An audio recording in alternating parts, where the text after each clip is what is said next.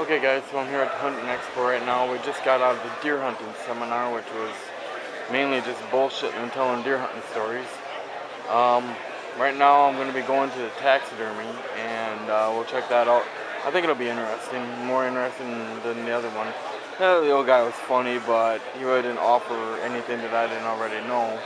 And I don't want to sound like I know everything, but you guys know I know a good deal about deer hunting. So, yeah, but this is what it looks like. It's in a Baptist church. I'm not necessarily religious, not that I have anything against it. There is a lot of the word of the Lord being spread around, which I'm finding a bit annoying. I'm also not enjoying all the Amish. I have a problem with Amish people. But other than that, it's interesting. There's a lot to be offered, a lot to be learned. So, next taxidermy. Let's go check it out.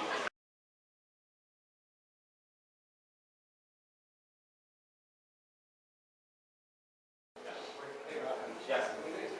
Yes, you can. Go right ahead. 2017. Sock or is it cold? No, it's not sock.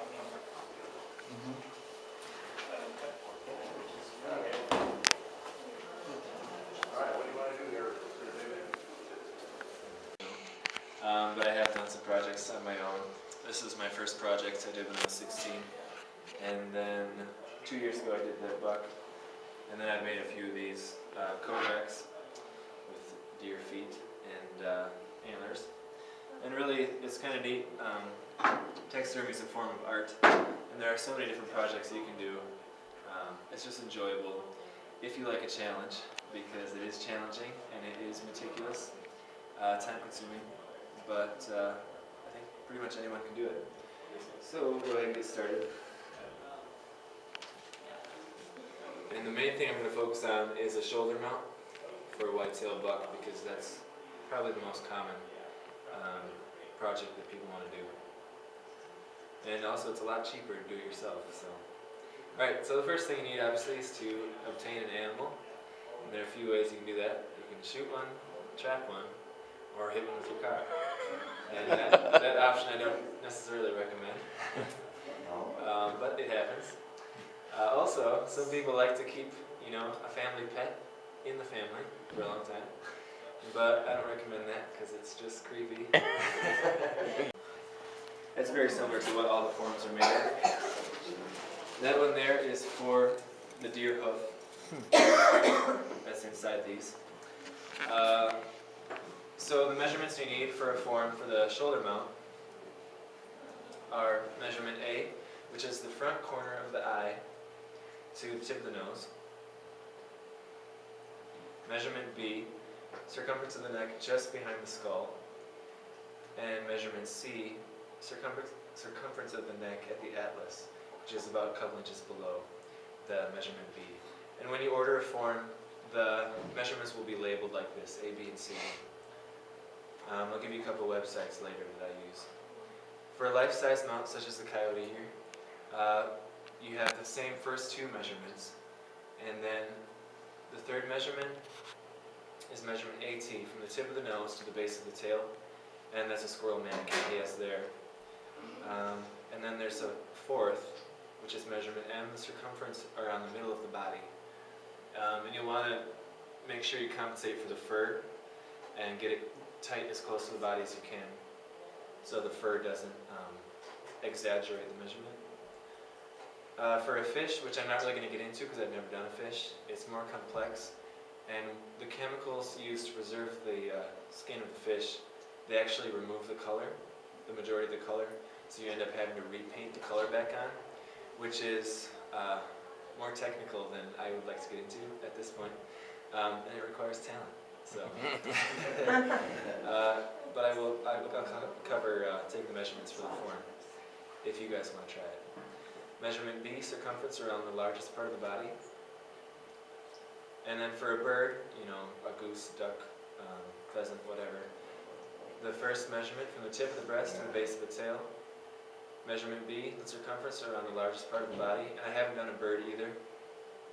Those are also pretty difficult with all the feathers And then the skin of a bird is really greasy, and it takes, usually you have to have like a wire wheel to degrease a bird. And so I haven't gotten into that either. Also popular are the European skull mounts, which you have seen some of them downstairs. But those are cheap. Dave Scheffler does them, and he's here somewhere today. But it's only $50. And what he has are Dernstein beetles, which actually eat the flesh off of the outside and inside of the skull. And they're very, very efficient. They leave a nice white color of the skull. And there are chemicals that you can buy to do that yourself without the beetles. But the product is usually lesser quality, and usually don't get a nice white color. And also, if the antlers themselves get into that solution, they can be discolored. So, and it's, I mean, $50 for a nice quality European mount, that's not too bad. But if you want to do it yourself, you certainly can. Alright, next thing is to cape the animal, and now we're pretty much specifically focusing on the whitetail shoulder mount. You'll need to make a vertical incision around the entire deer, just behind the shoulders. Next, you slit down the inside of the front legs, just above the knee. And then skin up the base of the neck toward the skull. You want to get all the way up to the base of the skull, and then you sever the head about 3 inches from the base of the skull and leave that intact for now. And at this point, you could freeze it if you don't have the time to work on it now. I froze mine for, it was probably a year and a half, at least a year and a half, which, I mean, it's okay, but I did run into some problems because I froze it for so long, like in the ears and some of the more, I guess, like the thinner skin areas. There was freezer burn, which really dried it out and made it hard to work with. And I ended up putting more holes in the hide than I needed to, or wanted to. And then if you do happen to freeze it, you want to place the hide skin to skin, not skin to fur. Because if you do it that way, thank you. If you do it that way, once you pull it apart after you take it out of the freezer, it could pull the hair out because it'll stick to the fur. So put it skin to skin, and the sooner the better to prevent hair slippage, because immediately after that animal dies, bacteria starts working on the hide and everything to break it down, and that'll cause the hair to fall out. So the less bacteria, the better. So the sooner you can freeze it, the better. And then when you're trimming, or when you're removing the hide around the shoulder area, it's always better to leave more hide on than you think you'll need, because it's easy to trim it off at the end, but it's really difficult to add it. So, for skinning full-size mount, there's two major methods, and they are the flat incision and the dorsal. And the flat incision is, as pictured here, you go down along the stomach and then down the inside of the legs. And for a bear like that, that would probably be a rug mount. Otherwise, if it was going to be a life-size mount like this on a form, those incisions, they're all on the inside, so you're not going to see them, even like when they're sewed up. You shouldn't be able to see them anyway, especially with a bear's thick fur, but it really ensures that they won't be seen. Second method is the dorsal method, which is what I used on the coyote, where you start from the base of the head to the base of the tail along the back, and then you pretty much just slip the hide down, and even over the legs it keeps folding down, and you work it down, and that way you have a lot less sewing to do.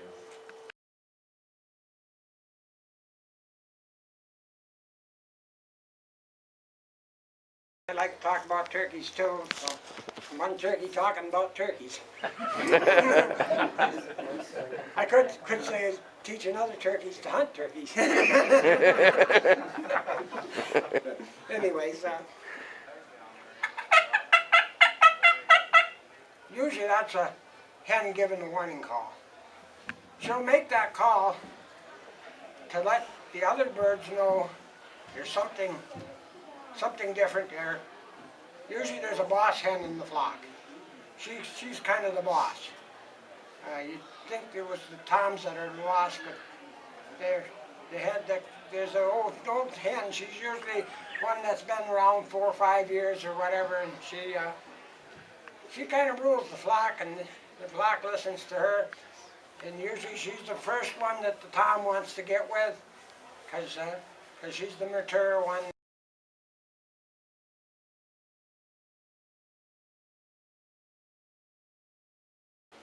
That's why, and the turkey head will be kind of a white-blue color.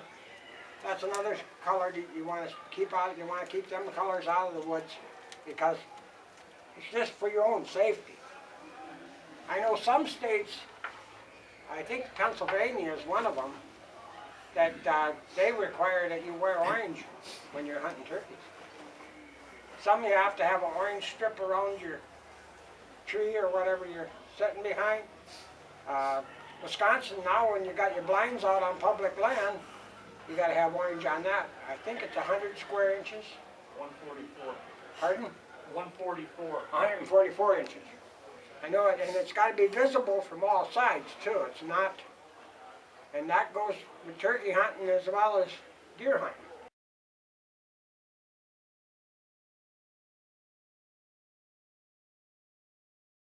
A lot of them say that you got to have hens and jakes.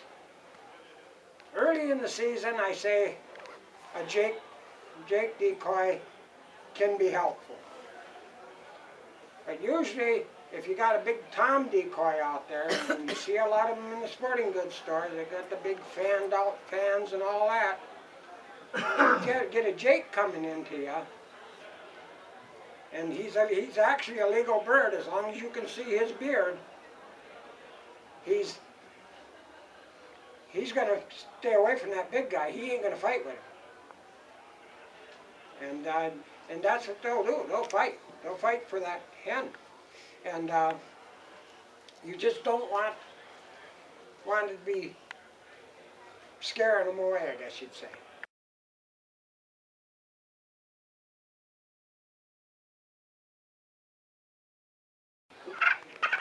You know, I can make the purr with this one a lot better than I can with a mouth call.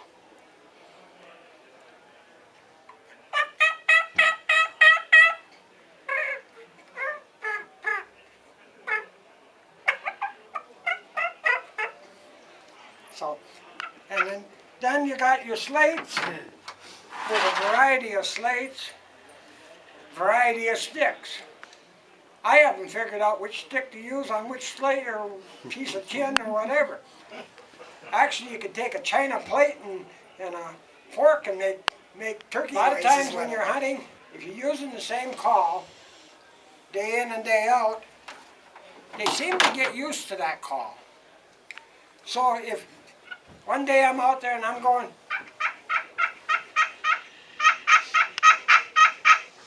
well, next day I'm like, oh, that's that idiot out there doing that again. So then another call. Now you notice the difference in the tones here.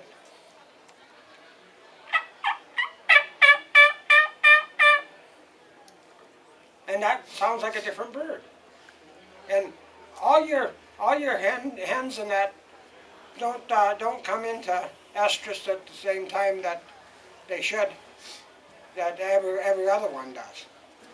And so your older ones, your younger ones, usually your younger ones has got a squeakier sound to them. The old ones, they got that real deep hen sound. With this here, I can control it by using my tongue pushing on up onto my thing. You can make it sound louder, darker, or deeper. And usually the old boss hen has that.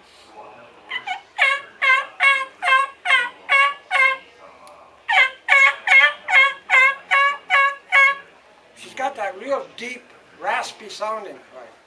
Where a younger hen, nothing make it here, got a different sound. You take your slates, they also. You notice I'm not doing slates too much because I don't use it. I use the mouth call or this call. And another thing I like about this call here, you can actually tape it onto your gun. And when you got the gun up there, and if he saw it hanging up behind a bush or something, you just kind of go, and then don't have to do a whole bunch. Just just talk to him a little bit. A lot of times he'll just come walking right out to you. Because he knows where you are. He's probably seen your decoy already. He's coming into that decoy thinking he's going to have his girlfriend. Instead, he ends up with a load of Chevine shot. Alright guys, so I'm home now, and I was with my dad, and we had to go get my daughter from my parents' place after that whole expo, which, I don't know, man, it was okay. There was a lot of religion involved with this, and then right before the door prizes were handed out, they started preaching about, you know, all that stuff, and that's not my style at all. So yeah, we came back from the expo today and went back to my mom to pick up my daughter, and my mom was just like, I feel terrible about you losing Frodo. And my mom used to have Frodo before I did. He was born at my mom's house and all that, and so she was like, why don't you take Buddy? And Buddy is this little guy right here.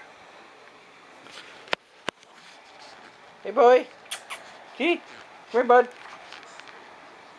Kiki. Aren't you cute? Come here. Hey. Hey you. Buddy. What are you doing? Oh. I don't know if you guys... Alright, there he is. Oh, he's such a big baby. Such a... Lick, lick, lick.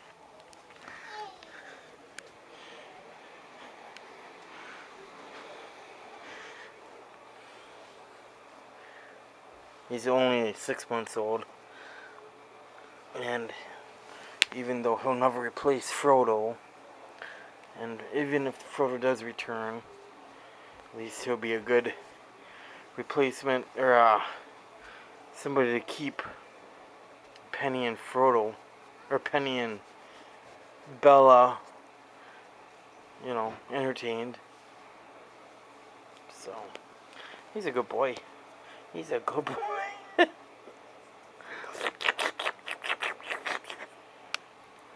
That tastes good? Yeah? You like the lick? Look at him. What?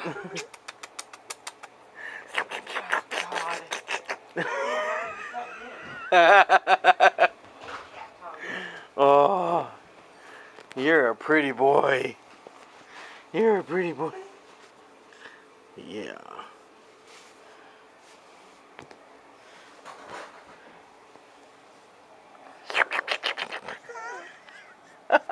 That feels so weird. You're a weirdo. Why do you keep licking me? What did you say? I'm talking to the camera. Why do you keep licking? Oh, look at him. Oh, big stretch. Oh, Stretches. big stretch. Here, let's see. Ready? Ready? Let go. Let Lemur go. stretch? I don't think you'll do it. No, we'll find out. You do a lemur stretch? If you stop getting snagged? Almost. Come on, lay down. No, we'll try later. What about this spot? What does that do? Like your butt spanked? I think that's a first.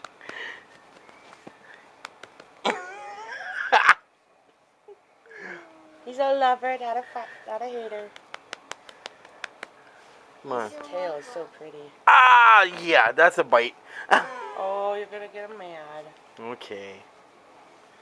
Oh, okay. I think green would look good on him. Yeah, well, he's got red fur or orange fur. Green goes good with that. Oh, where you going? Uh-oh. Face, look. Bella's, that's my spot. Oh, wow, those look like fun to climb on. I think that's he's getting jealous. Bella, you want to come in? Bella, come. Bella, come. Bella, come.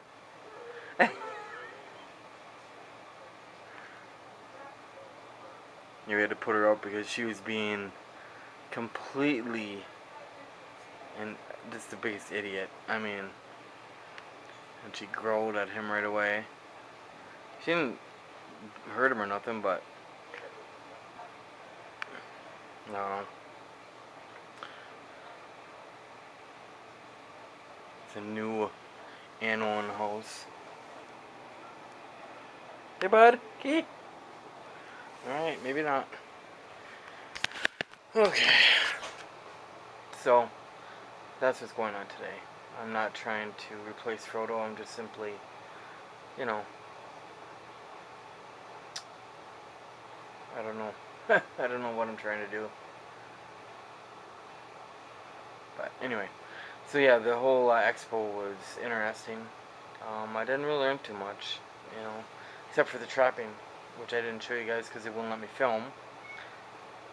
There is a lot to trapping, a lot to learn, and I would love to try it, but I'm gonna have to wait until more money comes in. So please, guys, start clicking the ads. Make me some money. Help me out here. I'll make better videos with more money. So, alright, anyway, I'm out of here. I'm gonna go see what's going on with this cat here. He's freaking out.